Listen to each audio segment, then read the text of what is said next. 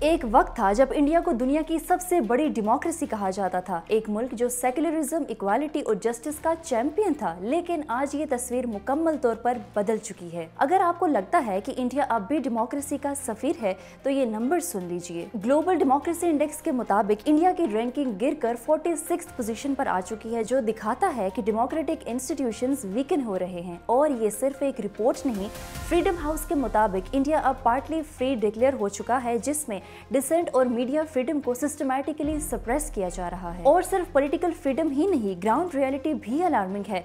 मणिपुर में 3 मई 2023 को शुरू होने वाला एथनिक क्लैशेस ने हंड्रेड्स को कत्ल कर दिया और थाउजेंड्स को अपने घर छोड़ने पर मजबूर कर दिया।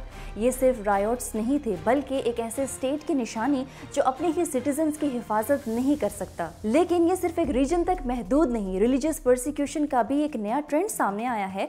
पिछले एक साल में 12 रिलीजियस साइट्स, जिसमें मॉस्क्स और चर्चेस शामिल हैं, सिर्फ इस वजह से डिमोलिश किए गए कि उनको इलीगल स्ट्रक्चर्स कहा गया। और अगर ये सब काफी नहीं था तो वुमेन सेफ्टी क्राइसिस भी और इंटेंस हो चुकी है। हर 16 मिनट में एक औरत रेप का शिकार हो रही है, जो सिर्फ एक स्टैटिस्टिक्स नहीं बल्कि एक नेशनल इमरजेंसी है। तो सवाल ये है कि क्या इंडिया वाकई अथॉरिटेरियनिज्म की तरफ बढ़ रहा है, और अगर ऐसा है तो इसका असर सिर्फ इंडिया पर नहीं बल्कि पूरी दुनिया पर होगा। इंडिया, जो कि कभी डेमोक्रेसी और सेक्युलरिज्म का फेस था, आज अथॉरिटेरियनिज्म की तरफ झुका हुआ है। एक मुल्क जो कभी लार्जेस्ट डेमोक्रेसी कहकर अपनी पहचान बनाता था, आज वहां डिसेंट क्रश किया जा रहा है, ह्यूमन राइट्स को अंडरमाइन किया जा रहा है और गवर्नमेंट्स को मिलिट्री कंट्रोल बनाया जा रहा है। और ये सिर्फ एक पॉलिटिकल नैरेटिव नहीं, इसके सबूत भी हैं। 2023 के ग्लोबल डेमोक्रेसी इंडेक्स ने इंडिया की रैंकिंग 46 तक गिरा दी है, जबकि फ्रीडम हाउस की रिपोर्ट ये कहती है कि अब इंडिया को पार्टली फ्री डिक्लेयर किया गया है।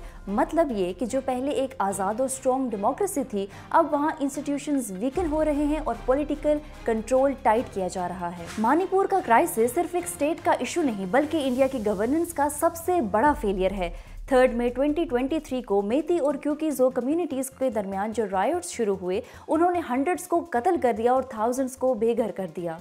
और ये सिर्फ स्पॉन्टेनियस वायलेंस नहीं था, सरकारी इनएक्शन और सेलेक्टिव स्टेट इंटरवेंशन से इसको और इंटेंस बना दिया। और जो सबसे अलार्मिंग बात है वो है armed forces special powers act. ये लॉ मिलिट्री को अनलिमिटेड पावर देता है, जिसमें एक्स्ट्रा जुडिशियल किलिंग्स और इन्फोर्स्ड डिसअपीयरेंसेस कॉमन हो चुकी हैं। और ह्यूमन राइट्स वॉच की लेटेस्ट रिपोर्ट कहती है कि मणिपुर के क्राइसिस ने सरकारी इम्पार्शियलिटी और अकाउंटेबिलिटी पे सवाल उठाए हैं। एक मुल्क जो सेक्युलरिज्म का दावा करता था, वहाँ आज रिलीजियस माइनॉरिटीज के साथ क्या हो रहा है।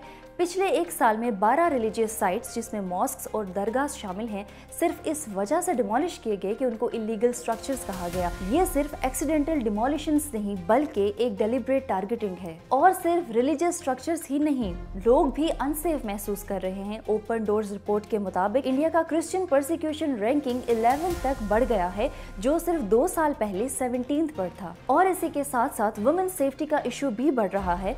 वर्ल्ड इकोनॉमिक फोरम की जेंडर गैप रिपोर्ट के मुताबिक इंडिया की रैंकिंग 127 है, जो जेंडर इक्वालिटी के लिए एक अलार्मिंग साइन है। और नेशनल क्राइम रिकॉर्ड्स ब्यूरो के नंबर्स भी कुछ कम नहीं, हर 16 मिनट में एक औरत रेप का शिकार होती है। ये सिर्फ एक स्टैटिस्टिक्स नहीं बल्कि एक नेशनल इमरजेंसी है। लेकिन सबसे डेंजरस एस्पेक्ट ये है कि जब सरकारी एजेंसीज खुद ह्यूमन राइट्स वायलेट करने लगे, तब जस्टिस कौन करेगा। India security forces torture, custodial deaths और एक्स्ट्रा जुडिशियल किलिंग्स में डायरेक्टली इम्प्लीकेटेड हैं। और इसके सबूत भी हैं। एक रीसेंट केस में 3 सिविलियंस मिलिट्री कस्टडी में मार दिए गए और वीडियो एविडेंस अवेलेबल होने के बावजूद ऑफिसर्स को कोई पनिशमेंट नहीं मिली। इंडिया सिर्फ अपने अंदर ही नहीं बल्कि ग्लोबली भी स्क्रूटिनी का सामना कर रहा है। यूनाइटेड नेशंस ने ओपनली रिलीजियस इंटॉलरेंस और परसिक्यूशन पर कंसर्न रेज किया है, जबकि यूरोपियन पार्लियामेंट अब ओपनली इंडिया की ह्यूमन राइट्स वायलेशंस डिस्कस कर रहा है। डेमोक्रेसी सिर्फ इलेक्शन से डिफाइन नहीं होती बल्कि जस्टिस और इक्वालिटी से डिफाइन होती है। अगर इंडिया को एक ग्लोबल डेमोक्रेटिक लीडर बनना है तो अथॉरिटेरियन शिफ्ट को रिवर्स करना होगा। अगर इंडिया की हरकतें अनचेक्ड रहीं तो क्या इंडिया एक और अथॉरिटेरियन स्टेट बनने वाला है? आप क्या सोचते हैं? कमेंट्स में अपनी राय